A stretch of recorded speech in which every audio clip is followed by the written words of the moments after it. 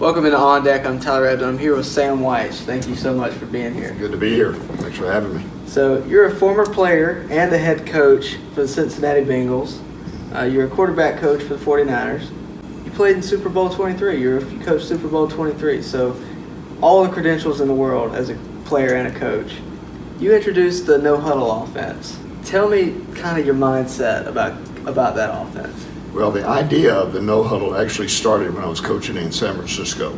We signed a wide receiver named Skeets Ronaldo Nehemiah out of the University of Maryland. He was a wide receiver, blazing speed. When we signed him, he had 6 world records in his hip pocket at the same time, all in the sprints and the hurdles. So in the 100 yards, he was good.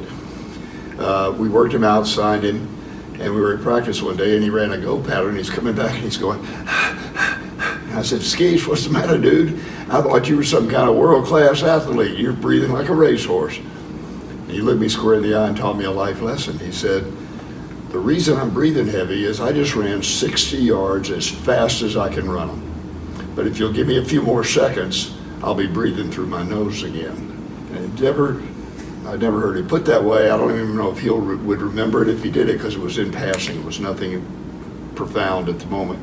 But it registered with me, conditioning is basically recovery time. If I can recover in, let's say, 15 seconds from the previous play, and because of their practice schedule where you hold up cards and you only go one play every 60 seconds for your opponent, and they're used to that pace, and I'm fresher at 15, 16, 17 seconds, at some point chronic fatigue sets in and they start getting tired, and you're playing against not the same defense, you're playing against a weaker defense, a more tired defense. And so that was the idea of the No-Huddle. It had nothing to do with a hurry up. You weren't trying to hurry up. What you were doing, you were threatening the hurry up. You had the threat of it, the potential of a hurry up, because you're standing right there at the line of scrimmage. The only thing you give up is the privacy of the huddle. You let the defense listen in on what you're going to say. But they can't understand what you're saying because you use code words that only the offensive guys understand. And usually had 2 or 3 words that meant the same thing, so you could call a lot of different plays. But for example, Boomer might yell out, Boomer really put this thing in Cincinnati in '84. And he might yell out, Pirate Trigger Bruce, Pirate Trigger Bruce. Well, that means nothing to the defense. Pirate was our code word for sweep. Trigger, that's an R sound, so that means we're going to sweep to the right. If we want to go to the left, we use bullet. Trigger and bullet, Romeo, Juliet, River, Lake, Rip and Liz, all those words. And then Bruce was the code word for boss, back on strong safety. And then we needed a word for that, and I asked the team to come up with it, thinking they'd say Sam. My name didn't come up. But Bruce Springsteen did, the boss, so that was it. Pirate, Trigger, Bruce. And on the next play, we might run the exact same play, and we go, Popeye, River, Paul. Paul Brown was also the code word for the boss. So it's 3 different words, we're running the same play, defense doesn't know. That was the No-Huddle offense. But it was never the hurry up. I hear it called the hurry up all the time. It was the threat of the hurry up. And if you jacked around, tried to substitute, and had 13 guys on the field, we were snapping that ball. We had a quick way of saying ready, set, and boom, the ball was going to come up. And we had a pre-practiced play. At the time, it's really innovative. You see it almost everywhere now. A lot of teams. Every level, really. Yeah. Players love it, by the way, because they're involved. Now they're basically doing all the work out there on the field. The coach is signaling the play real quick, and then they have to memorize the formation. But formations, by the way, are the next thing that's obsolete. Yeah. The line always lines up in the same place. Quarterback always in the same place. Might be in the shotgun or under center, he knows. The tight end needs to be told right or left, so you can give him a right or a left call.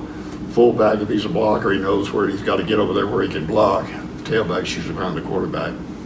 Only one guy left, is the split end. He goes away from the flanker. So I think formations are on their way out. You don't need to say them. The offense ought to know where to line up. You get hired in 1984 to the Bengals, and you make it to Super Bowl 23. Can you just tell me about all the journey to get there, just the emotions?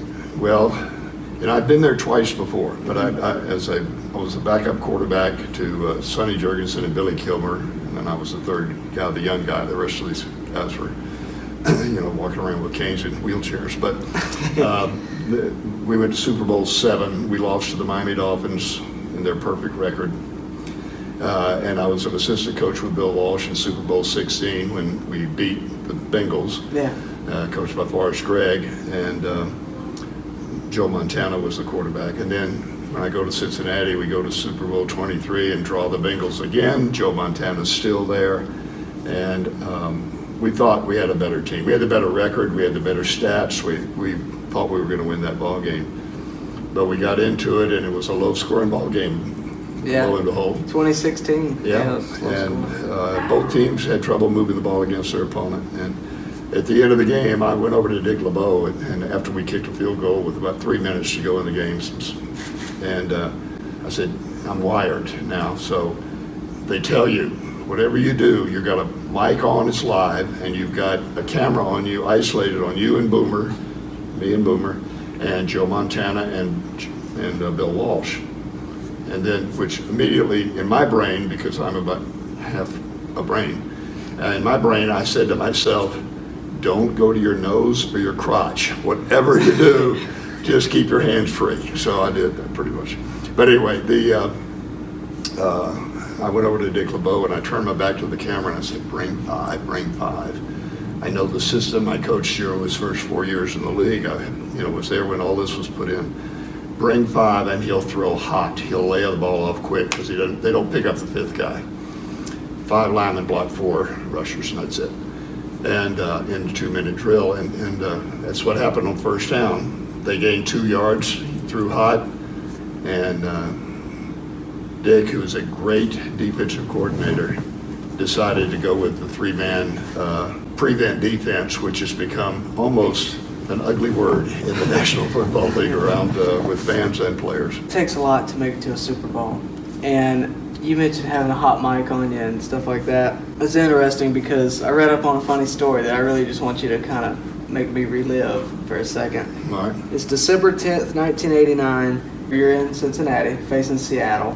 And fans get upset with a bad call. And I'm just going to let you take it from there. I just want you to tell me kind of what happened, what led up to it, and the result. I'm glad you called it a bad call because that would be, the officials were having a rough day, to say the least, in our opinion, and the fans were really getting on them. But the previous week in Denver, they'd had a snowball incident. I think Jim Tunney was the official out there, and the snowball hit right as the ball was being placed for a field goal, and they missed it. And Jim Tunney said, well, I'm just going to call fan interference. There's no precedent for it, but this was an unfair situation. So the commissioner sends out a memo the next week. Don't let this get started. We can't let this start around the league. Well, it was starting at our game in Seattle at Cincinnati. So I went over to the official, and Jerry Seaman was the official that day.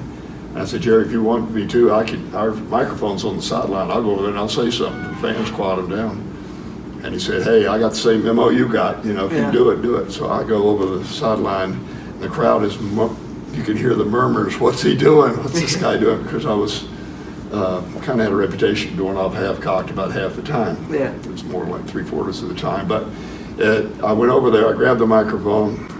And I said, if you see anybody throw anything on this field, you point them out, we'll get them out of here. You don't live in Cleveland, you live in Cincinnati. Well, nobody heard me say you live in Cincinnati. They went berserk when they said you don't live in Cleveland. But the reason, that wasn't really a knock on Cleveland, it was the reputation they had of throwing the chicken bones and the AA batteries, which did hurt. And, just throwing stuff. And most of it isn't fun. But there's a postscript to that. I went up, Bernie Kosar was a quarterback in those days. Bernie and his dad and Big Dog, the guy in the dog pound that his Big Dog helped me sit in a dunking booth in March after that season to make a man spin men fences. And we, for the Salvation Army Family Crisis Center of Cleveland, I sat in a dunking booth in March, and Bernie had these big rawhide bones to throw, and we had beaten him twice that year. So I said, to get the crowd thrown in. I said, "Ye without a win cast the first bone."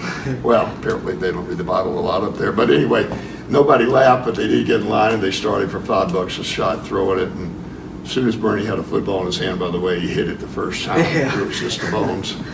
But I will tell you this, that after sitting in that cold water in March in Cleveland, shrinkage is a real reality here on planet Earth. No question about it.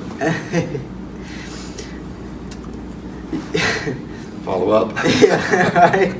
Recently, not too long ago, you had a miracle in your life and had a heart transplant. And I want you to just tell me a little bit of your testimony with that, if you don't mind. All right, I will. I had viral cardiomyopathy. Viral means I caught it from a germ. I shook somebody's hand, they had the germ on their hand, and I touched my mouth, my eye, my ear. And 5% of the population is susceptible. I was one of the 5%, unfortunately. Went to my heart and started the cardiomyopathy, which is a heart disease that slowly decreases the efficiency of your heart. 2 out of 3 people die within a year. 50% of the people that survive that first year die within 2 or 3 years after that. So it's a killer. Yeah. Well, I was alive 15, 16 years later with it when, it's a true story, I'm out in the backyard in Pickens, South Carolina. We'd had a freak hailstorm in August in South Carolina. Limbs were hanging. I had a chainsaw and I was cutting down some limbs before they fell on the car or anything. And I got a little vertigo, got a little dizzy up there. And I said, "Ooh, Yeah. Here's what went through my mind. If I were to drop this chainsaw that's going wide open up above my head, if I were to let that thing go and drop it, I'm liable to ruin a brand new chainsaw because I'd only had the thing about 2 weeks." So I immediately pulled it aside, turned it off, went and put it up, went inside. And my wife, Jane, said, "You don't look good." Well, it was the first time she ever noticed me coming in the house to begin with, but she took me to the cardiologist, which I already had because of the cardiomyopathy. He said, "This is worse than before. We got to send you to another specialist in Charlotte."